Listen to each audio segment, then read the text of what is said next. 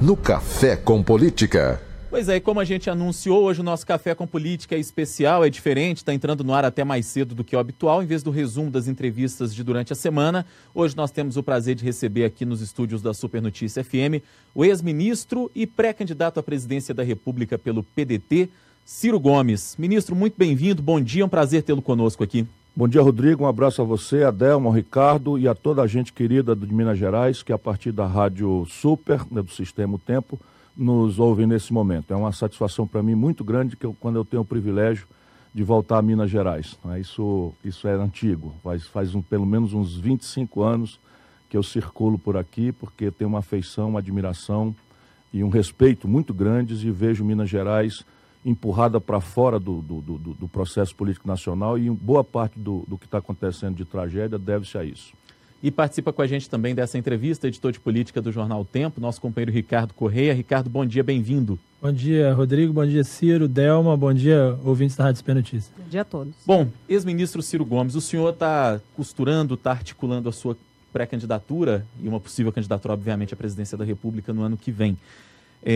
Qual o papel de Minas Gerais nesse processo, sendo que Minas é sempre chovendo molhado, mas é bom que se destaque o segundo maior colégio eleitoral do Brasil? Não é só que Minas seja o segundo colégio eleitoral do Brasil, é quem conhece a história brasileira, e eu ando me apresentando, você muito gentilmente me destacou o papel de ministro, mas eu já fui aos 25 anos deputado, fui deputado outra vez, depois fui prefeito de Fortaleza, fui governador do Ceará, fui ministro da Fazenda, ajudei a fazer o Plano Real, fui ministro da Integração Nacional, enfim, eu tenho uma história, conheço o Brasil, quer dizer, se você me pedir nessa entrevista detalhes da economia do Vale do Jequitinhonha e Mucuri, a partir dali da Grande Montes Claros, que eu vou visitar amanhã, nós podemos conversar com muito prazer. A importância de Minas, para quem conhece a história brasileira, é o sincretismo do Brasil, é o sincretismo econômico, é o sincretismo cultural, o sincretismo, quer dizer, a unidade, a expressão aqui, não prospera o estigma contra o nordestino, o preconceito contra o nordestino, por quê? Como já citei, Mucuri e Jequitinhonha é um pedaço do Nordeste que Minas Gerais toma conta. Né? Montes Claros, a partir dali, com a minha ajuda, está na área de influência da Sudene. Você tem uma São Paulo, não é, pujante, extraordinariamente rica, e não sem desconhecer os problemas, ali no Triângulo, né? Uberlândia, Uberaba, Uberlândia é uma das maiores cidades do Brasil, um epicentro econômico do país. Apesar das crises, está aí uma gente trabalhando. Tira-se de Araguari o melhor café do mundo. Né? Tem um café que está tomando nomeada com certificação de origem em Araguari. Você pode olhar ali, Muriaé, uma espécie de centro-oeste. Enfim, você tem todas as expressões. O Rio de Janeiro está ali na Grande Juiz de Fora, de onde eu sou cidadão honorário. E vocês têm uma economia diversificada, né? Desde a tradição mineral, que segue sendo muito forte, a Casa de Pedras ali em Congonhas ainda é um dos pontos de maior extração, só perde para Carajás, e é o melhor minério de ferro do mundo. Vocês têm uma indústria pesada, importante, diversificada, vocês têm um agronegócio pesado, importante, diversificado, é um centro de serviços dinâmico, né? Você tem quem ama o Brasil e faz turismo no Brasil, não pode deixar de se apaixonar pelas cidades históricas, seja Diamantina, do Grande Juscelino, para mim o maior dos brasileiros, ao lado de Getúlio, na história do Brasil, seja, em Ouro Preto, onde o auditório da universidade eu ajudei a fazer como ministro da Fazenda. Você vê que eu tenho essa identidade. E por que eu estou falando isso? Em 1930, o Brasil revogou a Velha República, que proibia as mulheres de votar, que mantinha o poder na oligarquia, não é, rural, assentada na escravidão do passado e na exploração da mão de obra migrante e tal. E Minas Gerais, Antônio Carlos de Andrada, insulta Getúlio Vargas fraternalmente, e é aí que sai a revolução que pare o Brasil moderno. Esse Brasil nacional desenvolvimentista, industrializado, enfim. E o Fernando Henrique, quando vem ao poder, sabendo disso e projetando a perpetuação da oligarquia paulista no poder, e eu falo dos políticos, não da gente importante, que é também muito querida minha, de São Paulo, mas o Fernando Henrique trata de, via acordo das dívidas que ele impôs ao Eduardo Azeredo e ao Antônio Brito, destruiu as finanças de Minas Gerais.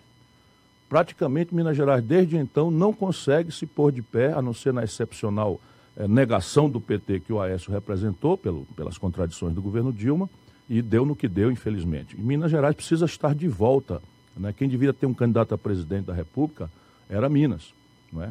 Mas nesse momento o Palácio da Liberdade virou uma usina de destruição de liderança.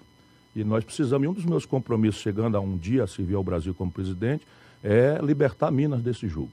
Essa escolha de Minas, né, para um possível líder do senhor numa chapa, seria a estratégia que o senhor encontrou, levando em consideração, o senhor também é nordestino, mas lá no Nordeste o Lula é que tem uma atuação muito forte e que conta muito com toda a simpatia de grande parte do eleitorado.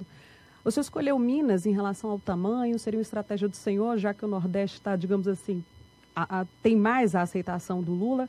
Minas seria a melhor opção para o senhor? Eu nunca perdi a eleição no meu estado. Vamos ter clareza, né? O Ceará é o 8º estado brasileiro e eu ganhei todas as eleições graças à generosidade do povo que perdoa meus defeitos, nenhum deles é no campo moral.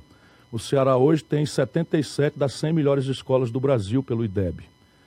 Nós temos hoje as finanças mais sólidas do país e eu tenho uma contribuição nisso porque ajudei a formar, não só essa base, mas ajudei a formar uma nova geração de lideranças.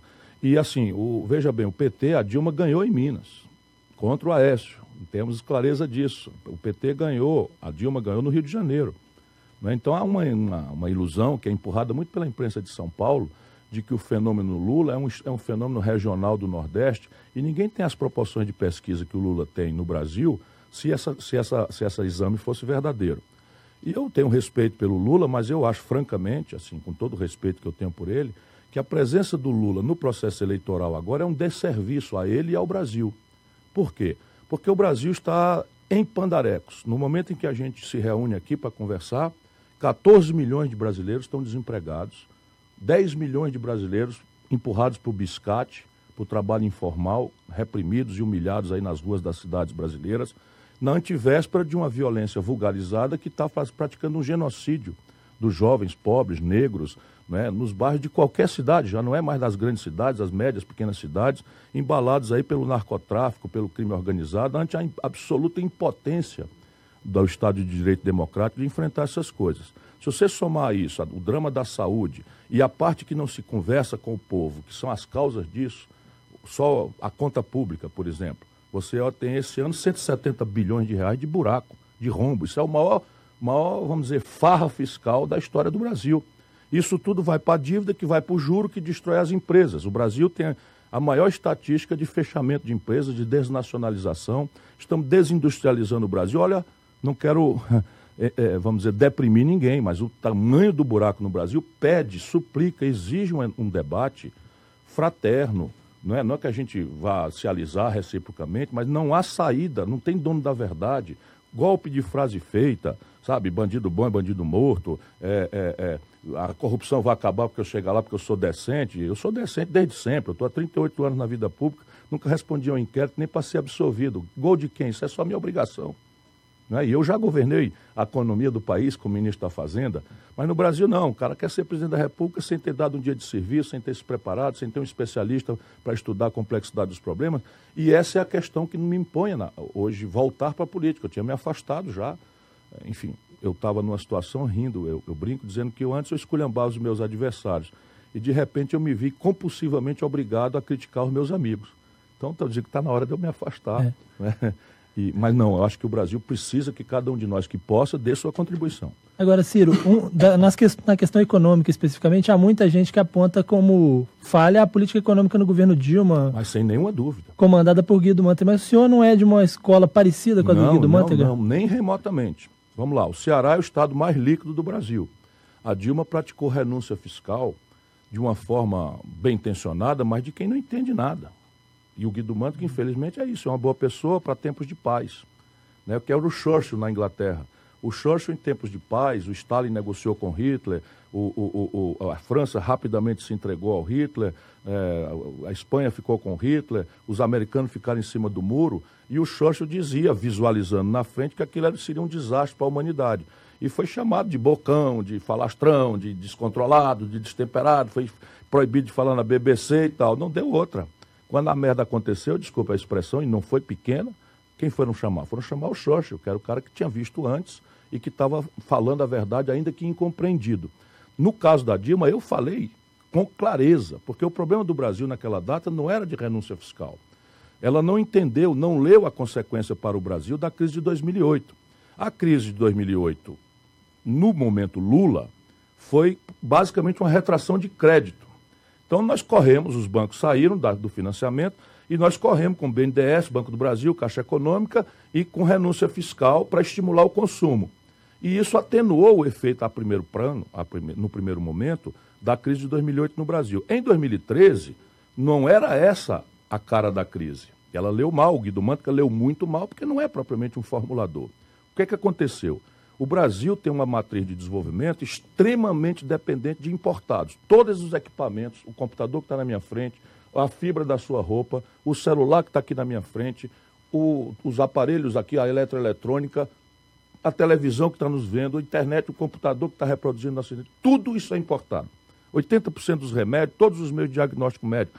E isso gera um rombo na conta do Brasil com o estrangeiro que pressiona eternamente a desvalorização do real e alguma inflação, porque o povo não compra dólar, mas come pão. E pão é trigo, e trigo o Brasil não produz. Como nós não produzimos, a gente tem que comprar trigo de fora e pagar com dólar. Só para você ter uma ideia, quando o Lula entregou para Dilma o poder, o dólar estava a R$ 1,75, ou seja, você precisava de R$ 1,75 para comprar um dólar de trigo. Na hora que a Dilma foi derrubada, estava R$ 4,00 pelo mesmo dólar de trigo. O preço do pão subiu, o preço do remédio subiu, o preço da passagem de ônibus é diesel. O Brasil tem a política estúpida de vender petróleo bruto barato para o estrangeiro e comprar derivado de petróleo, diesel, gasolina, querosene. Então, repare, isto aconteceu quando despencaram os preços dos produtos tradicionais brasileiros. É terrível, quer dizer, o minério de ferro estava a $190 quando o Lula entregou para a Dilma. Quando a Dilma foi derrubada, estava vendendo a mesma tonelada por 38. O Brasil vendia um barril de petróleo quando o Lula entregou para a Dilma por 110. Quando a Dilma foi derrubada, estava vendendo por 30. Sim, o que você diz é que a gente está baseado em commodities que não caiu muito o preço, o passivo moderna. externo é infinanciável. Isso. Mas isso é uma tarefa difícil de... Não é uma mudança porém, uma de longo prazo, absolutamente inadiável. De longo prazo, sem dúvida, ninguém pode deixar o povo se alimentar a ilusão de que tem um cavalo de pau para estalar o dedo. Isso é uma das grandes questões que eu estou fazendo, formulando, falando nas universidades. Eu não estou procurando ainda o povão, né, que eu procurarei, porque minha vida é dedicada à nação brasileira, ao povo brasileiro. Mas eu não quero ser o dono da verdade, eu quero criar uma corrente de opinião. Por isso eu estou procurando o pensamento universitário e estou semeando. Não estou falando para convertidos, para simpatizantes, estou falando para as pessoas pensarem como estou fazendo hoje aqui, por mais que era melhor a gente falar mal do Michel Temer, bajular aí o povo e tal, que eu também amo profundamente. Mas ou a gente ajuda o povo a entender, ou nós estamos eternizando essa crise, e especialmente a desmoralização da política, como está aí generalizadamente, não só pela ladroeira impune, mas pela mentira. Né? O povo desacredita da política hoje, praticamente de forma geral, por essas duas razões, a sensação de privilégio e ladroeira e a grave sensação de que político só presta na véspera da eleição. Porque depois é tudo mentiroso, vai para lá para fazer privilégios e se atribuir luxos, etc, etc. Desculpa interrompê-lo, só para... Não interrompa, não, nós estamos... Se deixar, eu estou falante que só. Pois é, até nessa discussão econômica, o senhor falou que não dá para resolver todos os problemas econômicos do Brasil num passe de mágica. Mas dá para começar e reverter expectativas nos primeiros 6 meses. Nos primeiros 6 meses. E quando o senhor acha que a economia estaria num ponto que o senhor consideraria ideal para o Brasil se o senhor fosse eleito presidente da República? O ponto ideal para a economia brasileira tem que ser objetivado como meta, pactuada com o conjunto dos elementos da economia e do povão. E a dinâmica disso também tem que ser acertada com o povo, porque o que precisa ser feito não dá para ser feito em Brasília no jogo de comprar deputado. Qualquer ilusão dessas repetida só vai dar nessas crises aí. Fernando Henrique fez isso, saiu pela porta dos fundos, desmoralizado. Lula fez isso, conseguiu até eleger a Dilma, mas a Dilma saiu aí do jeito que saiu, e o PT pagando um preço caro, que talvez nem mereça tanto pagar, mas em parte é verdade o que aconteceu, a pretexto de que fazer as coisas precisa comprar deputado. O Itamar Franco não comprou deputado, fez o Plano Real, eu estava lá com ele, fui ministro da Fazenda, enfrentamos o diabo, todo tipo de coisa, o Itamar foi debochado, até uma fotografia de baixo para cima com a menina sem calcinha, atribuíram responsabilidade ao Itamar para fazer desmoralização, porque essa turma da dinheirama, do dinheiro fácil que ganhava com a inflação, não perdoou o fato do Itamar Franco ter corrido o risco de debelar a inflação. Portanto, o que é que tem que ser feito no Brasil hoje? É o anúncio de um projeto nacional. para cobrir os 2 milhões de garotos, rapazes e moças que chegam ao mercado de trabalho por ano, mais dar oportunidade de reinserção ao mercado de trabalho para as pessoas de meia idade, que estão sendo trocadas por máquinas, por robôs, por automação na agricultura, no serviço, na indústria, etc., nós precisamos crescer 5% ao ano por baixo. De 80 para cá, o Brasil está crescendo 2% na média, sem falta. A China representava, igual ao Brasil em 1980, 1% do comércio mundial. Só que o Brasil tinha 130 milhões de habitantes, a China 800 milhões. Então nós éramos, pouquíssimos anos atrás, mais ricos e desenvolvidos que a China. Hoje o Brasil representa 1% do comércio mundial, a mesma coisa de 1980, e a China já representa 12,5%. Não podemos imitar a institucionalidade chinesa, mas a economia política são 3 ou 4 ou 5 conceitos. No caso brasileiro, o que aconteceu? Nós destruímos a política nacional desenvolvimentista por vários fatores, mas basicamente por interdição ideológica que nos foi vendido como ciência boa. Resultado, abrimos mão de um projeto nacional e acreditamos que as forças da gravidade, que a pujança da iniciativa privada, que o capital estrangeiro ia nos salvar da desastre. Nunca houve isso na história da humanidade. Resultado prático, em 1980, 1/3 da riqueza do Brasil, vocês sabem disso, vocês vivem em Contagem, né? 1/3 da riqueza do Brasil vinha da indústria. Hoje, apenas 8% da riqueza do Brasil vem da indústria. Nós retrocedemos ao que éramos em 1910. E é evidente que nós temos que reindustrializar o Brasil, porque as contas do nosso modo de consumo, dos ônibus, dos carros, dos celulares, da química fina, são industriais. E nós não vamos pagar isso com produto manufaturado, de baixo valor agregado, sem manufatura. E o Brasil tem revelado 4 grandes blocos, por onde a gente pode começar e mostrar para todos os outros blocos uma dinâmica. Petróleo e gás, claramente, parar de vender petróleo bruto barato, refinar aqui, gerar uma indústria 2.0 de polímeros, de fibras, de todas essas garrafas PET, essas cadeiras aqui, tudo isso é petróleo. Só que nós estamos importando tudo isso. Complexo industrial do agronegócio, 40% dos custos de produção da agricultura e de pecuária mais avançados do mundo estão importados do estrangeiro. Qual é a razão para isso? Não há razão para isso. Terceiro, complexo industrial da defesa.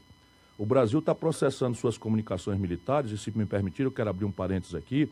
É muito grave o que o senhor Michel Temer, de forma canalha, me perdoe o mineiro, mas não é possível a gente não chamar atenção, convidou as tropas militares americanas para fazerem manobras na Amazônia brasileira, em conjunto com as nossas Forças Armadas, na fronteira com a Venezuela.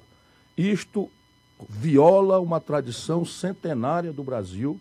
O Duque de Caxias deve estar revirando nos túmulos, nossos militares não deviam tolerar uma brincadeira dessa.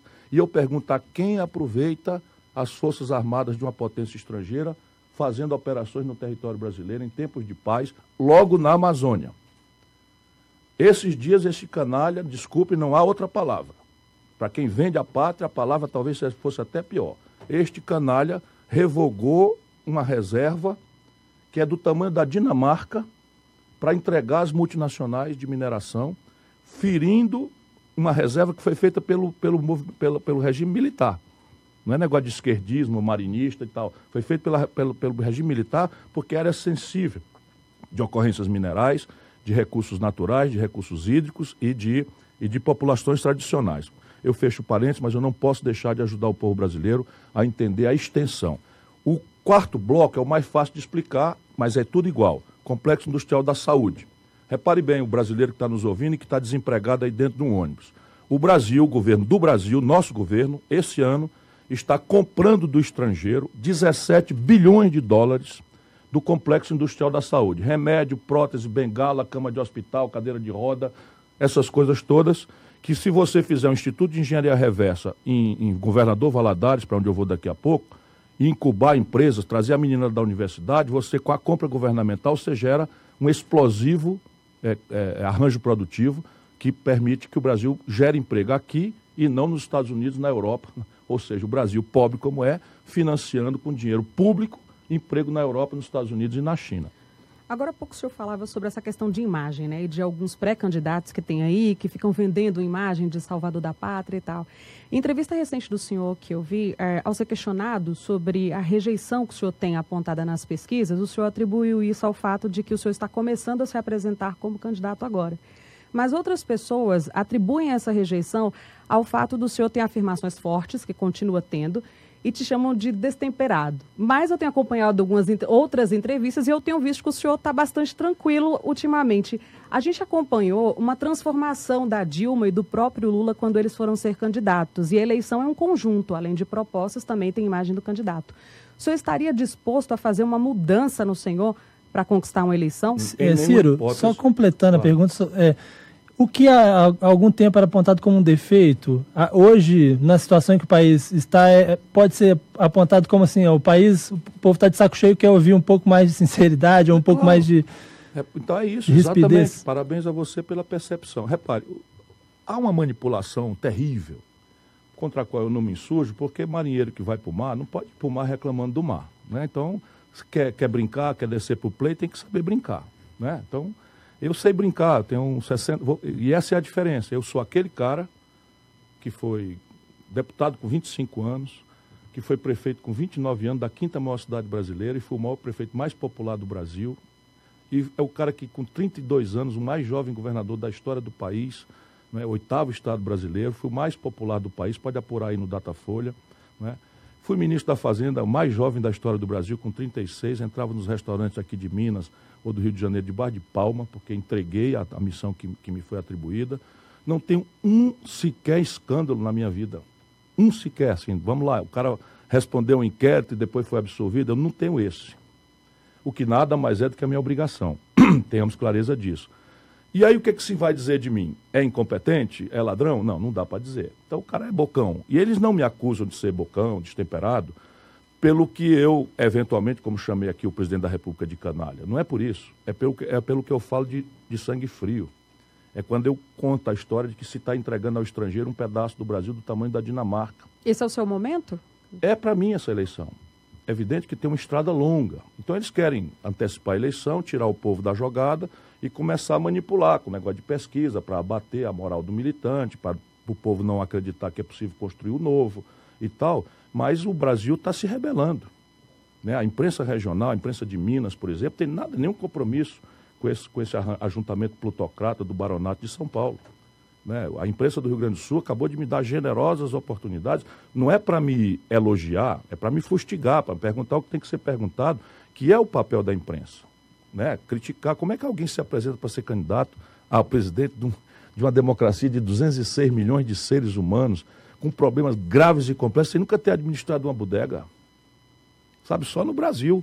Mas o camarada, então, é prefeito de São Paulo, vamos logo ter clareza do que é que eu estou falando, é prefeito de São Paulo, filho de deputado, fica rico do dia para a noite, não tem uma roça, não tem um balcão de comércio, não tem uma indústria para produzir uma arruela, nada, e é bilionário, quer dizer, milionário, e se elege prefeito de São Paulo, menos de 6 meses depois, está governando São Paulo pelo celular, como se nós todos fôssemos um bando de patetas, né? Em que a presença do prefeito, como solidariedade a um drama social, como uma iminência de fiscalização, não fosse absolutamente essencial. Aí fica inventando que isso agora é a nova política. Isso é nova política, isso é uma picaretagem antiga que o César Maia, por exemplo, fez no Rio de Janeiro, se vestir de gari, sair varrer na rua, não sei o quê. Então isso é de quem pensa que o povo é imbecil, né? Daqui a pouco ele vai ser vaiado em São Paulo, porque a turma vai perguntar para ele, né? Tu é governador do Natal, né? Tu é governador. Agora recusaram o título de cidadão dele aqui. Com razão. O que esse cara fez por Minas Gerais alguma vez na vida? Não é? Ele fez a macrodrenagem de Caratinga. Estou falando aqui. Ele fez o saneamento básico de Pirapora. Tal. Esse amigo aqui que está aqui fez. Né? E isso sem ser governador, sem ser prefeito. Sabe essa Antônio Carlos, essa avenida importante que está aí? Pergunta quem foi que fez o arranjo institucional e de onde saiu o dinheiro para pagar. Foi agora, comigo aqui, Ciro Gomes, então. Senhor... Aí eu acho que eu tenho alguma condição moral de dizer, olha, eu quero ser médico do seu filho, né, eu quero ser médico da sua família, e o meu treinamento é esse aqui. Né, eu fiz a universidade, não precisa ser letrado, não, mas eu fiz a universidade, eu treinei, antes eu fiz uma residência, eu errei ali, mas tinha um supervisor me corrigindo e tal. Não, no Brasil é a apologia da ignorância. Quanto o caba mais idiota, mais truculento, mais o caba se considera autorizado a enganar a população com esses papos furados. Nós noticiamos ontem aqui, ex-ministro Ciro Gomes, o fato de que o processo contra o ex-presidente Lula, em que ele foi condenado no caso do triplex lá no Guarujá, está chegando à segunda instância em tempo recorde, 42 dias. E a notícia que a gente sempre dá é aquela de que se ele for condenado em segunda instância, perde a capacidade de disputar a presidência da República. Eu queria saber, em primeiro lugar, qual a avaliação que o senhor faz dessa tramitação em tempo recorde na Justiça Federal? Segundo lugar, se o senhor acredita, de fato, que em o ex-presidente Lula não podendo disputar a eleição do ano que vem, a alternativa de esquerda no Brasil passa a ser oficialmente, declaradamente o senhor? Não e não, né? Para ser curto. Vamos lá. O ideal da justiça é a celeridade. Então, que coisa estranha, né? Essa narrativa de perseguido político está passando um pouco do limite. Eu, Ciro Gomes, se fosse acusado por Ministério Público, eu, mais do que suplicaria, eu exigiria uma apuração expedita. Porque eu não teria coragem, Ciro Gomes, eu não teria coragem de botar a cara na rua com a minha honradez sob suspeição.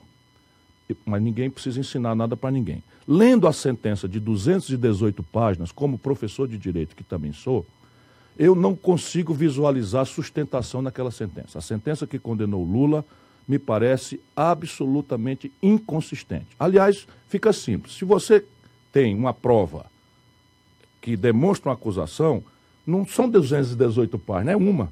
Você faz, nas páginas 17 dos autos, está a prova contundente e respondível de que o réu fulano de tal, de fato, praticou os atos ilícitos de que dá notícia a denúncia do ilustre representante do Ministério Público. Isto dito, condena o réu. Ou, às tantas dos autos todos, não achei a prova evidente e, infelizmente, ou felizmente, né? Infelizmente, porque é muito ruim para um operador do direito censurar uma sentença. A sentença é ruim, é fraca, não exibe a evidência da culpabilidade do réu Luiz Inácio Lula da Silva. Portanto, mais gravemente, deveria, né, a gente, ao invés de reclamar que um expediente, de pedir que a justiça fosse assim para todo mundo. A reclamação não é que está sendo rápida, ela cumpriu os prazos todos, mas ela não está sendo tão rápida que um outro não tenha sido 65 dias, o outro 63 dias. A Folha de São Paulo levantou isso ontem com muita responsabilidade, embora tenha lá outros que o mesmo processo demorou 180 dias. Mas isso depende também do tipo de incidente que os advogados fazem, embargos, etc, etc. Mas eu volto a dizer, se eu for algum dia acusado, eu quero ser avaliado até fora dos prazos. Eu abro mão dos prazos, porque se eu tiver segurança que eu não fiz nada errado, corra ligeiro com isso e diga ao grande público que eu sou inocente. Né? Bota aí numa sentença que eu sou inocente. Pelo menos essa é a minha posição. Aliás, o que o Itamar Franco fez. O Argrives, que é o braço direito dele, na data, foi acusado falsamente de envolvimento em corrupção e ele afastou o Argrives no mesmo dia e pediu preferência à CPI que estava apurando lá, sei lá o que era a falcatrua, para examinar o coisa. Foi o que eu fiz antes do Itamar como governador. Eu tive 3 secretários acusados. Afastei os 3 no primeiro dia. Será assim se eu algum dia servir ao Brasil como presidente? Você diz que acredita na inocência, afasta, pede uma apuração rápida, expedita. Se o camarada for culpado, problema do delegado de polícia. Desculpa, daí para frente. Se for inocente, volta e desagravado, porque a vida pública, a gente tem que estar capaz. Eu já sofri muita calúnia. Todo mundo que está na vida pública está sujeito a leviandades, a suspeições injustas, e a gente precisa, enfim, reagir com as devidas energias para isso. E sobre a questão da alternativa de esquerda no Brasil, o senhor se considera um candidato de esquerda? É isso que eu queria dizer. Eu não sou uma pessoa que defende que o país tem que estar com um projeto de esquerda. O Brasil não cabe num projeto de esquerda. A nossa economia, a nossa sociologia, nosso território, nossas relações internacionais não compreendem um projeto de esquerda tradicional, sectária e de alguma forma ultrapassada. Por isso o trabalhismo, o PDT, que é o meu partido, nunca deixou de apreciar a importância da iniciativa privada. Nós temos um problema com os comunistas desde sempre. Né? O Getúlio Vargas tinha problema com os comunistas, né? João Goulart teve problema com os comunistas, sendo ali amigos, parceiros, aliados e tal, mas o Brizola teve problema com os comunistas, e isso é no plano da discussão. Né? Então, nosso projeto é um projeto que reúne os interesses concretos de quem produz e de quem trabalha. Concretamente, nós queremos consolidar o endividamento estrangulado da iniciativa privada brasileira, convocá-la para uma dinâmica de reindustrialização do país a partir dos 4 grandes blocos que eu demonstrei e sanear as contas do Estado brasileiro, libertando, por exemplo, isso é compromisso solene que eu faço aqui na Rádio Super, libertando Minas Gerais e mais 23 estados da federação que o Poder Central brasileiro quebrou no pior momento do Pacto Federativo Brasileiro. Restaurar o Pacto Federativo e uma coisa concreta que eu vou fazer é consolidar o endividamento de Minas Gerais e devolver Minas Gerais a condição de poder operar com êxito para, enfim, equilibrar a política nacional brasileira que está extraordinariamente desequilibrada. Agora, Ciro, até o momento o que se constrói como narrativa para 2018 é uma polarização aí, pelo menos, né, o que se fala mais nas redes sociais e na imprensa, de esquerda e direita, ou mais a extrema da direita, falando, se a gente citar, por exemplo, Jair Bolsonaro com o desempenho que vem tendo nas pesquisas. Então, eu queria que você falasse um pouco de como desconstruir na campanha essa questão de esquerda e direita e falar um pouquinho sobre a candidatura do Bolsonaro. Paciência, isso é muito mais um quadro, não é, de ativistas, de militantes engajados de lado a lado, do que propriamente um estado reflexivo, não é, que se alcança só na campanha do conjunto da sociedade brasileira. E em nenhuma circunstância a sociedade brasileira se guia por adjetivos, ela vai se guiar por respostas concretas e práticas. Qual é o problema do Jair? O Jair ele tem 26 anos de mandato, ele foi deputado federal, eu fui colega dele, ele me disse, e eu não tenho nenhuma razão para desacreditar, que votou em mim na eleição de 2002, ele representou a vida inteira um segmento que é o interesse do militar aposentado, não é? Ele a vida inteira se reelegeu no Rio de Janeiro porque representava ali o interesse e tal. De um tempo para cá ele começou também a fazer a defesa dos militares em função das agressões que se faz em relação aos abusos de 64, etc, etc. E ele é um cara, vamos dizer assim, politicamente incorreto. Então, bandido bom é bandido morto, mulher não pode ser estuprada porque é feia, enfim, ele vai dizendo as maluquices que vem na cabeça. Por isso que eu digo com Mariano Suassuna que se chamar a mim de destemperado, o que é que nós vamos chamar o Dória, que chama o Lula de vagabundo, de sem vergonha, a Dilma, uma senhora de anta, ex-presidente da República, como é que nós vamos chamar o Bolsonaro? O Ariano Suassuna dizia assim, olha, eu vi aqui no jornal o camarada dizendo que o Chimbinha dos aviões do forró é um gênio. É aviões de forró? Não. Enfim, sei lá. Calypso. Calypso. Que o Chimbinha é um gênio. Olha, eu trabalho com a palavra. Se o Chimbinha é um gênio, qual é a palavra que eu vou usar para falar do Beethoven, né? Então, assim estou eu. Então, o Jair representa, sabe o que hoje? A negação da política, o protesto. Não por acaso o eleitor dele é homem, jovem, desempregado, com maltrato em casa, sabe, sem amor, sem afeto, sem carinho, que tem um apelo de autoridade meio difuso, que tem uma negação dessa política careta, desagradável, que pasteurizou a vida brasileira. Mas isso é um pit stop, é uma espécie de voto de parada. Daqui a pouco as pessoas vão pensar quem é que vai produzir emprego no Brasil. Quem é que vai responder o problema real da inovação institucional que enfrenta o crime organizado e a violência? Quem é que vai administrar a economia? A taxa de juros, o financiamento da casa própria? Quem é que vai cuidar de desenhar um modelo de saúde pública em cima dos valores da experiência extraordinária do SUS, que corrija as distorções? E aí as pessoas começarão então a entrar na segunda e derradeira fase da opção pelo voto. Se você quiser também o meu palpite, eu acho que 2018 será semelhante a 1989. Nós teremos ao redor de 4 a 6 candidatos competitivos. Na partida, ali entre 10% e 20%, eu estou vendo que o Lula não será candidato, não porque será condenado, mas porque ele vai entender que não é oportuno para o Brasil e para ele apresentar uma candidatura que reparte o país em ódios, violências, paixões e nos impede de dar um minuto de discussão sobre o que interessa mesmo, que é emprego, salário, saúde, segurança, economia, inserção internacional, que são questões intrincadas. Enfim, aí teremos então 5 a 6 candidatos, 4 a 6 candidatos, entre 10% e 25%, 20%. E aí a reta final vai ser definida pelo povão no debate. E nunca foi no Brasil um jogo de esquerda contra a direita, nunca foi. Por exemplo, o Collor se elege porque ele parecia ser, embalado pela grande mídia de São Paulo, um moralizador novo. Por quê? Porque a tendência do povo, pelo desastre do governo Sarney, era procurar alguma coisa de moralidade e alguma coisa de novo, porque a velharia toda, parecia ter um fim de ciclo. Nós estamos num fim de ciclo também. Senhor, Então, como desconstruir a imagem desses candidatos? No caso do Bolsonaro, como o senhor já descreveu ele aí, no caso do Dória, que o senhor falava agora há pouco. E uma campanha muito curta, né? Assim, porque o senhor parece fazer uma análise de uma certa complexidade para uma campanha tão curta. É bastante complexo, mas a campanha formal é apenas o apurado da política.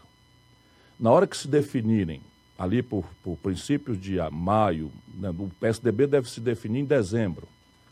Na hora que, por exemplo, o PSDB se definir pelo Alckmin, que é o melhor interesse deles, o Alckmin vai estressar o PSDB para romper com o Temer, para simular para o povo que ele não tem nada a ver com o desastre que está aí. Né? Então, e a imprensa vai cuidar de examinar, cada político faz o seu posicionamento.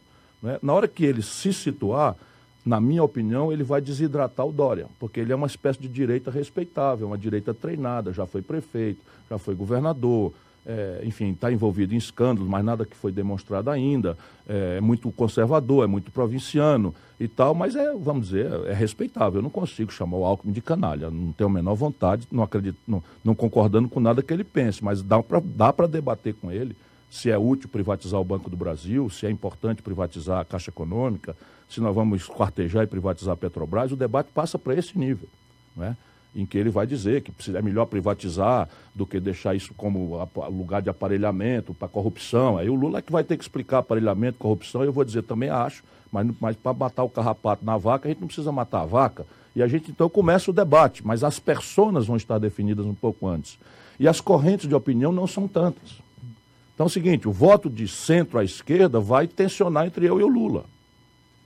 E o eleitor vai fazer. Por que eu estou posicionando a minha campanha com essa coisa de falar de projeto, de respostas concretas? Porque eu não quero ir pelo caminho da popularidade fácil. Eu não quero ir por esse caminho. Eu sou um velho ganhador de eleições. Vamos lá, paciência. Todas as eleições. Agora, nas eleições municipais, o PT foi varrido da cena brasileira, nas grandes cidades, e eu ganhei na minha cidade, Fortaleza, e mais em 84% do eleitorado do Ceará. E lá o povo conhece meus defeitos. Né? É bom isso, eu estou dizendo aqui que na minha paróquia nós ganhamos as eleições com o povão. Eu não tenho rádio, eu não tenho televisão. Os meus adversários são os 2 senadores mais ricos do Brasil. Os 2 senadores mais ricos do Brasil vêm do poderoso e riquíssimo estado do Ceará, né? Que todo mundo sabe que é um estado muito pobre. Pois bem, os 2 se juntaram lá contra nós, que somos um grupo de jovens da classe jovem. Eu nem sou mais, mas a meninada que ganhou a eleição agora, que é a minha turma, tudo jovem vindo da universidade. Sem empresa, sem televisão, sem rádio, eles são os donos das rádios, das televisões, e o povão está conosco. A gente está caminhando para o fim da entrevista, ex-ministro, e eu gostaria, e o bate-papo tá bom, a gente renderia ele aqui. Eu estou feliz, porque lá em São Paulo eu só estava tendo que responder fuxico. Pois é, a gente quer ouvir proposta, quer saber opinião de fato, esse é o nosso principal objetivo. Parabéns a vocês, aqui. Isso é que salva o Brasil. E a gente gostaria agora, nesse final de entrevista, fazer um bate-pronto aqui com o senhor, de algumas questões e aí respostas curtas e objetivas para que a gente consiga falar de pelo menos 4 temas aqui que a gente considerou. Primeiro, o senhor sofre preconceito por ser nordestino?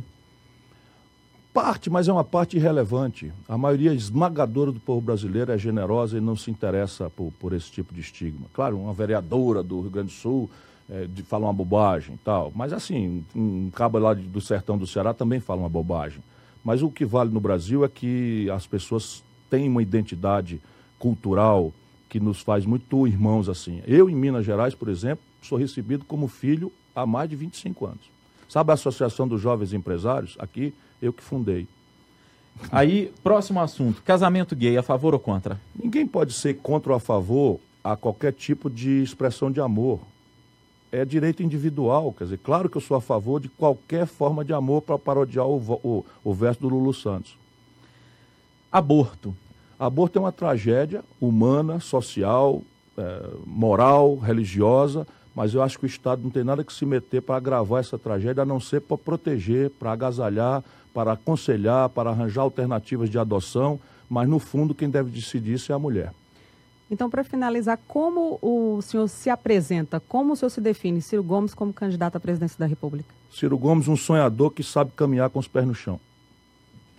Tem mais uma última aqui, Delma, que ficou faltando, legalização das drogas.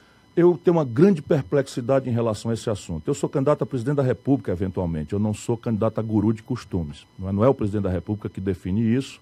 Eu respeito e conheço profundamente o Brasil, a nossa Igreja Católica é frontalmente contra, as igrejas neopentecostais, que são hoje expressão muito importante na vida brasileira recente, são contra, e eles são meus aliados no enfrentamento da pobreza, enfim, da corrupção, e eu não quero, então, por ser guru de costumes. O que eu acho é que um usuário não deve ser reprimido.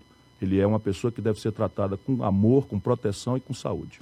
E para terminar mesmo agora, porque tinha uma última pergunta aqui que estava me faltando e já me lembraram aqui, nós vivemos em Minas Gerais hoje um momento em que as nossas duas principais lideranças políticas, senador Aécio Neves e o governador Fernando Pimentel, passam por maus pedaços em relação a denúncias de corrupção. O senhor, inclusive, muito tempo atrás, me lembro de tê-lo entrevistado, coisa de 10, 12 anos atrás, e falava que era amigo do ex-governador Aécio, o atual senador. Que tipo de avaliação o senhor faz desse momento em que as nossas principais lideranças precisam responder a esse tipo de suspeita, de denúncia, de acusação? Eu acho que os dois estão em categorias diferentes. Não vi nenhuma evidência até o presente momento com relação ao governador Pimentel e vi com muita dor no coração evidências chocantes em relação ao meu amigo ex-governador Aécio Neves, que para mim é a maior decepção que eu tive nas minhas relações pessoais, porque eu tinha uma afinidade, uma relação muito estreita que vinha do velho Tancredo. Eu era deputado estadual, ajudei o velho Tancredo na eleição indireta no Congresso, no Colégio Eleitoral. Ele me convidou para me agradecer, tem uma foto com ele. Essa foto eu entreguei para a Andréa lá no museu dele em São João del Rei. E eu tenho uma dor muito grande de ver. Mas mais a dor se agrava na medida em que eu vejo a destruição das lideranças de Minas Gerais, e isso faz muito mal ao Brasil. Muito bem, 9h28. Ex-ministro, ex-governador de Ceará, ex-deputado, Ciro Gomes, pré-candidato à presidência da República, nós gostaríamos de agradecer a sua entrevista aqui na Super Notícia FM. Foi um prazer recebê-lo. Muito obrigado a vocês, foi uma alegria, parabéns pela qualidade das questões, e que eu diga ao povo brasileiro, me despedindo, agradecendo a quem nos ouviu agora, é que o momento é muito ruim, não faltam razões para a gente se abater, se deprimir, perder a crença, mas perder a crença, se abater e se deprimir não é a saída é transformar essa revolta em luta e na confiança de que nós podemos construir outros caminhos. Ricardo Correia, editor de política do Jornal Tempo, obrigado pela participação nessa entrevista, Ricardo. Eu que agradeço, um abraço. Obrigada a todos. Agora são 9h28. Vamos para um rápido intervalo e daqui a pouquinho você confere o que foi destaque hoje aqui no Super N. Empreender no campo é criar emprego e renda.